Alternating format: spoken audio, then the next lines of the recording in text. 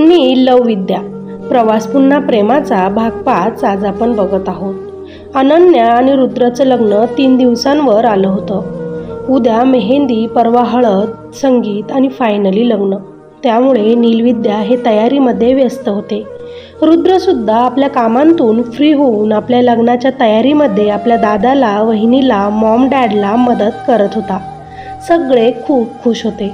रुद्र घरात लहान होता, म्हणून रुद्रचं लग्न खूपच मोठं आणि छान झालं पाहिजे अशी मॉमची अपेक्षा होती. नील आणि विद्या मॉमची ही अपेक्षा पूर्ण करत होते. कोणतीही मदत लागली की ते दोघं धावत मदतीला जायचे. अनन्या खूप लकी होती की तिच्या लग्नाची तयारी सगळे मिळून करत होते. आदित्य आणि तिचे बाबा त्यांच्याकडून जे होईल ते करत होते. पण दोघांचा परिवार हा एकत्र येऊन काम करू लागला ना तर जास्त धावपळ होणार नाही हे विद्याने आपल्या मॉम आणि नीलला बोलून दाखवलं. तिचा पॉईंट त्या दोघांना पटला आणि म्हणून त्यांनी अनन्याच्या घरापासून आणि नील मेन्शनपासून सेम अंतर पडणारं एक अलिशान हॉटेल बुक करून टाकलं. आणि आता ते सगळे चांगली तयारी करू शकत होते. आणि तिथं त्यांनी गेस्टसाठी सुद्धा आधीच बुकिंगसुद्धा करून ठेवलेली होती. कारण रुद्र आणि अनन्याचं लग्न हे त्यांना खूप धूमधडाक्यात करायचं होतं. म्हणजे आता नीलविद्या असो की अनन्याचे घरचे, कुणाला पण तिच्या लग्नाची देखरेख करण्याचं काम राहणार नव्हतं. ते नीलनं आधीच सगळ्यांना समजून सांगितलं होतं. म्हणून आज रात्रीच ते सगळे त्या हॉटेलवर जात होते. उद्यापासून मेहंदी सुरू होणार होती, म्हणून नील, विद्या सगळ्यांची तयारी करत होते.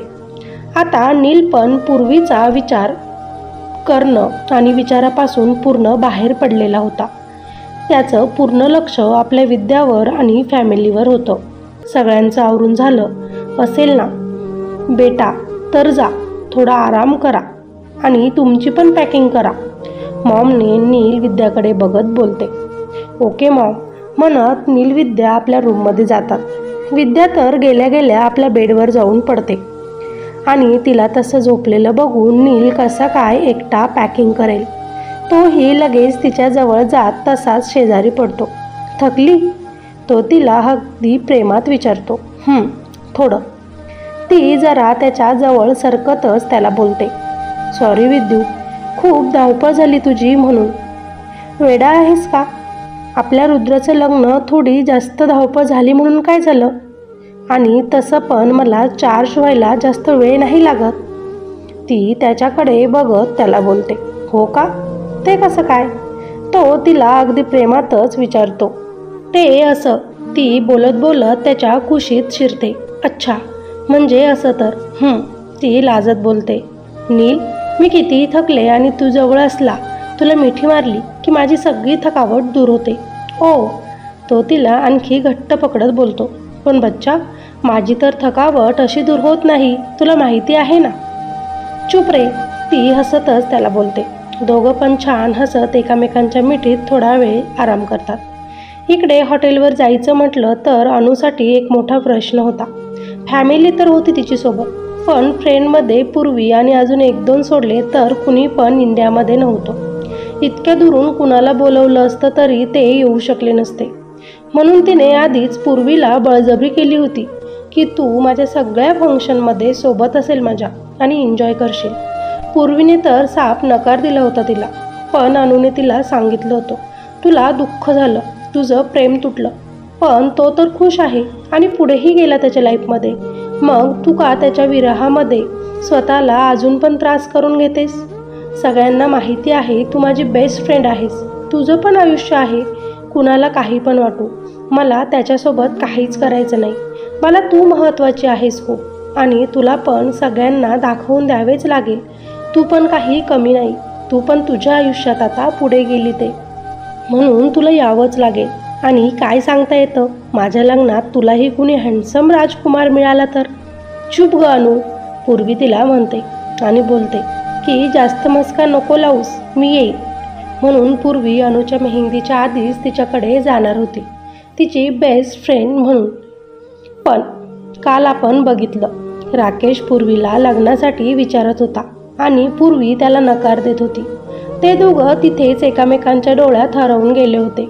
पण स्वतःला सावरत त्याला नकार देत ती तिथून निघण्याचा प्रयत्न करते. मी विचार करेन, पण नाहीच असं समज. माझ्याकडून जास्त अपेक्षा ठेवू नकोस. तू दुसरं काही पण मागितलं असतं तर मी तुला ते दिलं असतं, पण हे नाही देऊ शकत. बोलत बोलत ती आपल्या गाडीजवळ आली. तोच तो पुढे होत तिला म्हटला, माझ्या पण हातात जितकं आहे तितकं मी नक्की करेन. उद्या मेहंदी आहे, आमची टीम जाते तिथे. जमलं तर सगळं काही विसरून तू पण तिथे ये. आयुष्याला नवीन सुरुवात करू आपल्या. राकेश यार, काय चाललंय तुझं? ती चिडतच त्याला बोलते. काही पण करून तुला मनवण्याचा एक क्षुल्लक प्रयत्न करत आहे माझा. हे बघ, मी तर रात्रीच जात आहे अनुच्या मेहंदीसाठी. समजू नकोस की तुझ्यामुळे तिथे आली आहे मी. अरे यार, शिट. तो हाताची मूठ आवळत गाडीवर मारतो. आता काय झालं? ती एकदम सिरियस होऊन त्याला विचारते. अगं, तू रात्रीच जात आहे ना तिथे? पण मला तर नाही बोलवलं रात्री. आम्ही तर उद्यापासून 3 दिवस आहोत तिथे. म्हणून शिट केलं. वेडा कुठला. ती थोडं हसतच त्याला म्हणते. हाय हाय, काय ते हास्य.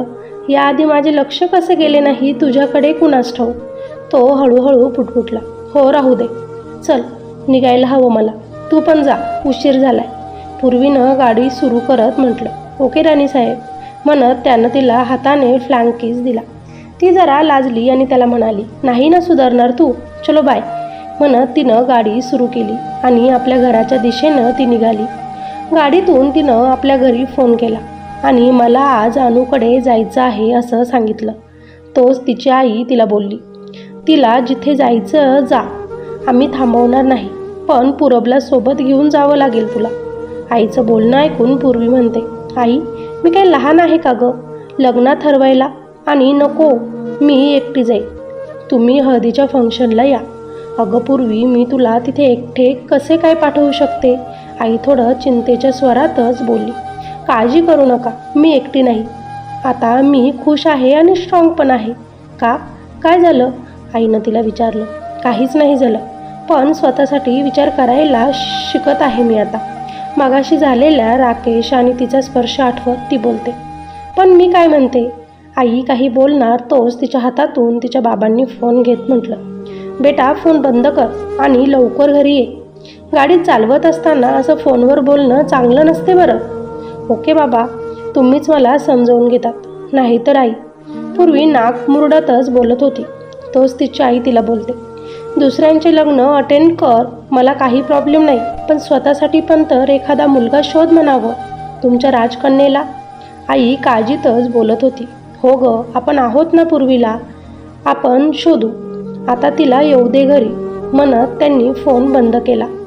इकडे पूर्वी आता विचार करत होती, काय करू मी? आई बोलत आहे ते पण योग्य आहे का? राकेश पण जे विचारत होता ते बरोबर आहे का? मी काय करायला हवं? त्याला हो बोलायला हवे का? बरेच विचार तिच्या मनात येत होते. मला तर काहीही समजत नाही. मी त्याच्यावर प्रेम करत नाही. मग होऊन जाईल प्रेम, हो म्हण त्याला. पूर्वीची प्रतिमा म्हणजेच तिचं मन शेजारच्या शीटवर येऊन बसून तिच्यासोबत बोलू लागलं. काय बोलते आहे तू? कसं काय होईल प्रेम? प्रेम आपोआप होत असतं गं. तिची प्रतिमा तिच्यासोबत बोलत होती. आता त्याच्यासोबत टाईम घालव, सोबत राहा, मग बघ कसं काय प्रेम होतं ते. काही पण. पूर्वी गाडी चालवतच गेअर बदलतच तिला बोलते, मी झालंय प्रेम करून आणि धोका खाऊन. आता पोट भरलं आहे माझं. अगं पण आई वडील किती दिवस सोबत राहतील तुझ्या? एक ना एक दिवस ते देवाघरी जातील. पूरब त्याच्या संसारात व्यस्त होईल. मग तू एकटं काय करणार? म्हणून सांगत आहे. राकेश चांगला मुलगा आहे, हो म्हण त्याला. काय यार, तू पण झाली का सुरू? जे येतंय ते ज्ञान देऊन जाते. पूर्वी रागातच शेजारी बसलेल्या आपल्या मनाला बोलते. ते मन हसत हसत म्हणतं, बघ तुला प्रेम नक्कीच होईल त्याच्यावर आणि त्याच्याचवर होईल. चुप. पूर्वी गाडीचा जोराचा ब्रेक दाबत बोलते, तुला एकदा सांगितलेलं समजत नाही का गं? नाही म्हणजे नाही. पूर्वी आपल्या शेजारी बघत बोलते. पण काय आश्चर्य, तिथं तर कुणीच नव्हतं. म्हणजे पूर्वी असा विचार करत होती जसा तिची आई म्हटले ते बरोबरच आहे. राकेश तिच्यासाठी बेस्ट पार्टनर ठरू शकतो. हाच विचार तिच्या मनात येत होता. काय करू काय नको काहीच तिला आता समजत नव्हतं. आपल्यासोबत घडलेलं सगळं काही तिच्या डोळ्यांसमोरून भरभर असं पुढे जात होतं. स्वतःसाठी विचार करणं योग्य की अयोग्य? परत तेच सगळं घडलं मग मी काय करू? ह्या सगळ्या विचारात ती गाडी सुरू करते परत आणि कसंबसं घरी पोहोचते. घरात तिचे आईबाबा तिची वाट बघतच होते. USA गेलेला पूरब पण आपल्या मीटिंग्स करून परत आलेला होता. ती गेल्याबरोबर तिची आई तिच्याजवळ आली. पूर्वी बेटा, मी काय म्हणते? आई, मला भूक लागली आहे खूप. आधी जेवण करू, नंतर मग बोलूयात, म्हणत पूर्वी आपल्या रूममध्ये गेली. तोच तिचे बाबा पूर्वीच्या आईला म्हटले, हे बघ, तिला इतका काय फोर्स करत आहेस तू? तुला काय वाटतं, मला काळजी नाही का आपल्या मुलीची? पण असं रागवून तिला इतका जास्त फोर्स करून आपण तिच्यावर बळजबरी नाही करू शकत. काही गोष्टी प्रेमाने समजावून पण होत असतात. आज तिच्यामुळे आपण हे सगळे दिवस बघत आहोत, हे तू विसरू नकोस. आता मात्र तिच्या आईला हुंदका अनावर होतो. म्हणून तर मी तिला म्हणते ना, लग्न कर आणि आता स्वतःचं बघ, स्वतःवर लक्ष दे. आपल्यासाठी किती केलं तिने, आता बस ना म्हणावं. स्वतःसाठी काही कर. आपण आज आहोत आणि उद्या नाही. नंतर कोण राहील तिला, सांगा ना तुम्ही. काळजी वाटते मला तिची, म्हणून तिला विचारते सारखं. आणि 2-3 चांगले स्थळं पण आता येऊन पडलेले आहेत.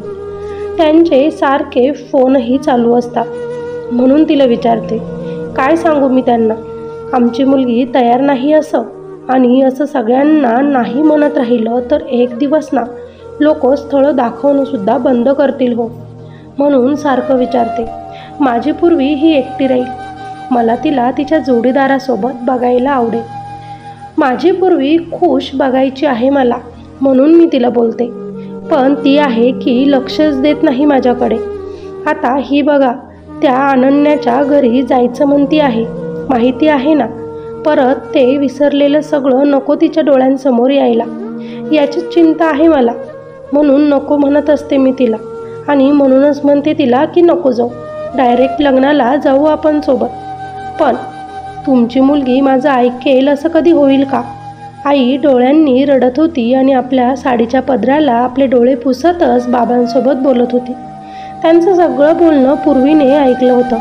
आपल्याबद्दल त्यांना वाटणारी काळजी साहजिक आहे.